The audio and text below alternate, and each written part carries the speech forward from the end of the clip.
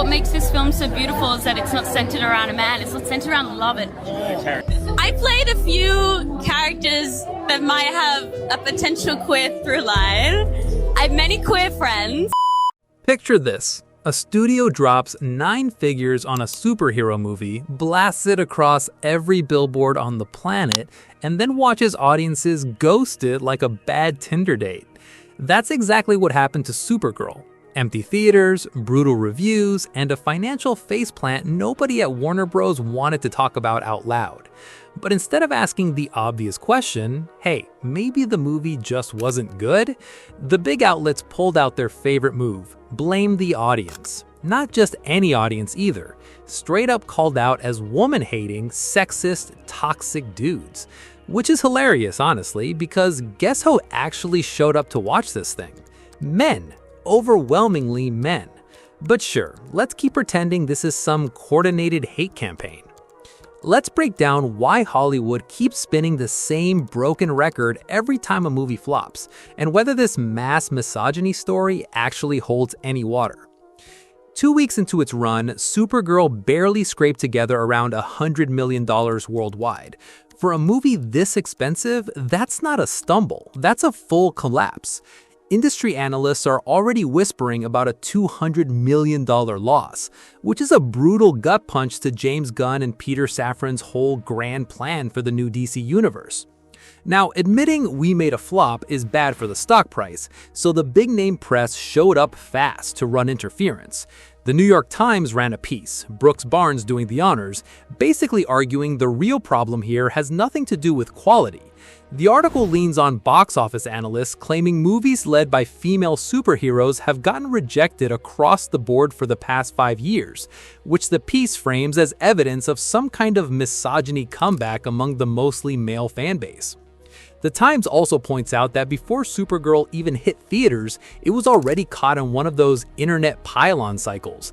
Guys online going after lead actress Millie Alcock, picking apart everything from her acting to her looks. And get this, Warner Bros. Execs are quoted saying they were genuinely blindsided by how big and nasty the backlash got. Like they thought internet culture had already moved past that stuff. Sweet summer children. Deadline jumped on the bandwagon too, painting a picture of a genuinely toxic environment surrounding female-led superhero movies. One where Alcock got dragged non-stop, told she wasn't good enough, forced to live under Superman's shadow the entire promo cycle. Funny thing though, buried in that same Times piece is an admission that audiences have gotten way pickier about superhero movies in general since the genre peaked back in 2019. They even bring up Black Adam underperforming with a rough $67 million opening, and Morbius absolutely eating dirt with just $39 million. So even their own article kind of proves the "it's everyone, not just women-led movies" point, and then just ignores it and goes right back to the misogyny angle anyway.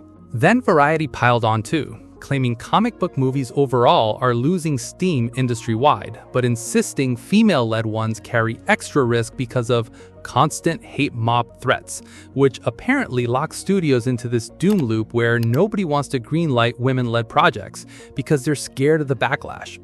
Classic. So basically, according to the mainstream press, we've got an entire industry under siege by an army of angry men with keyboards.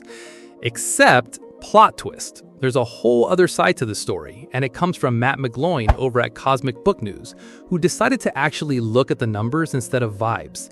His take, this whole comic book movies are dying panic, falls apart the second you check the market.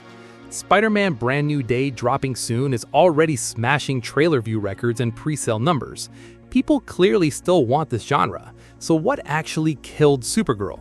McGloin says, forget the mythical army of coordinated internet sexists, look at who actually bought tickets.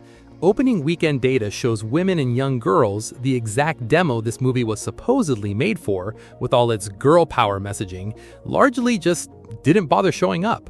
The real breakdown, 60% of the audience was male, 41% men over 25, 18% guys under 25. Meanwhile, adult women only made up 26%, and teen girls plus young women barely scraped together 15%. So here's your classic, and I mean textbook modern Hollywood paradox. Men get blamed and insulted constantly, and they're still the ones carrying the box office. Sound familiar? Because it's basically a carbon copy of what happened with the Marvels, which also got skipped mostly by women, except nobody wanted to make noise about that one either. Cosmic Book News also points to Wonder Woman and Barbie as counterexamples, movies that actually made bank because they were built for everyone, not just one demographic. Nobody was lecturing the audience. Gal Gadot and Margot Robbie brought confidence, style, and glamour to the screen, stuff that lands with men and women both. SuperGirl did the opposite, and that same pattern shows up again and again. She-Hulk, Madam Web, Rachel Zegler, Snow White, projects where it almost feels like the creative team went out of their way to make the lead less appealing to the mass audience, basically flipping off their own fanbase. But here's the part that really gets me. This blame the fans routine has become such an automatic reflex in Hollywood at this point, it's basically muscle memory. Every single time a big budget project belly flops, the execs pull out the same defense script to dodge responsibility to investors. Audiences are too toxic, too racist, too sexist, too backwards to appreciate real art. Blah, blah, blah.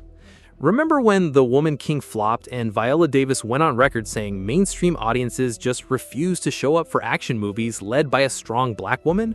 Or when the 2019 Charlie's Angels remake tanked and director Elizabeth Banks straight up said if men didn't buy tickets, it would just prove their sexism. Same energy with Lucasfilm. Kathleen Kennedy, Leslie Headland, and Amandla Stenberg all pointed fingers at fans and critics, calling them racist and toxic to explain away the Acolyte getting canceled. Kevin Feige blamed men for the Marvels underperforming. Sony chalked up Madam Web's disaster to internet memes. The list just keeps going. Current studio leadership treats audiences with flat-out contempt, ignoring the actual data over and over, making the same mistakes on repeat, chasing algorithm trends and influencer follower counts instead of understanding what fans actually want, or even basic storytelling fundamentals. Now look, nobody's saying toxic trolls don't exist online. They absolutely do. And yeah, they can whip up outrage over pretty much any casting choice. Fine. But are a handful of angry commenters really capable of tanking a $250 million blockbuster with A-list stars if the movie itself is actually good? I'm not buying it. Especially when you consider SuperGirl and the Marvels both flopped largely because the studios marketed them as almost exclusively for the girls, and then still couldn't get women to show up either. And after all that, they turned around and insulted the very guys who actually bought tickets and helped claw back at least some of that massive investment. So yeah, kind of a wild paradox, right? What do you think? Is this actually about misogyny, or is Hollywood just really bad at making movies people want to watch, and even worse at admitting it? Drop your take in the comments, smash that like button, and subscribe if you want more of this.